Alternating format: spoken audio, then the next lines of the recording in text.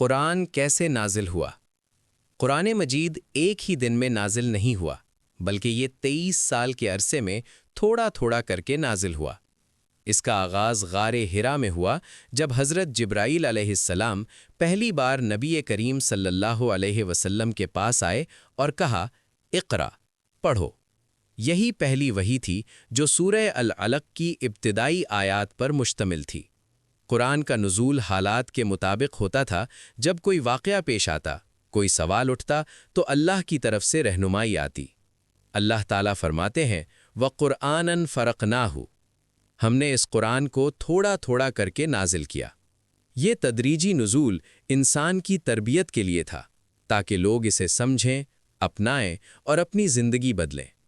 اگر آپ قرآن کے نزول کی حکمت کو مزید جاننا چاہتے ہیں تو اس سیریز کو فالو کریں، ویڈیو کو شیئر کریں اور کامنٹ میں ضرور بتائیں کہ آپ کہاں سے دیکھ رہے ہیں۔